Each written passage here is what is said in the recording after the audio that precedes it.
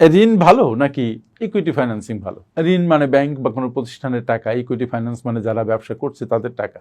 বাংলাদেশে যত এসএমই ব্যবসা আছে তার মধ্যে প্রায় 60% ব্যাংক ঋণ বা অন্যান্য ঋণের উপর নির্ভরশীল, এবং এই ফাইন্যান্সের কস্ট অনেক হাই, কারণ rate of interest is very high. সেই ক্ষেত্রে ইকুইটি ফাইন্যান্সিং বা শেয়ার হোল্ডারদের ইনভেস্টমেন্ট এটা অনেক সময় কিন্তু খুব নিরাপদ। এই জন্য ব্যবসাকে সাস্টেনেবল করার জন্য ইকুইটি ফাইন্যান্সিং এর পরিমাণ যত বাড়ানো যায় তত ভালো। কর্পোরেট ফাইন্যান্স একটা জিনিস আমাদের শেখায় যে রিস্ককে ডাইভার্সিফাই করতে হবে, রিস্ককে কমাতে হবে। রিস্ককে কমাতে হলে ঋণের উপর নির্ভরশীলতা কমিয়ে ইকুইটি ফাইন্যান্সিং এর উপরে নির্ভরশীলতা বাড়াতে হবে। এটা সহজ নয়, কিন্তু এটাই উত্তম পথ।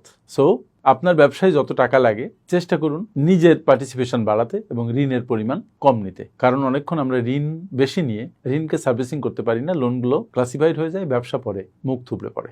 সো ঋণ নাকি ইকুইটি ফাইন্যান্সিং? আমি বলবো বেশি হোক ইকুইটি ফাইন্যান্সিং। Thank you.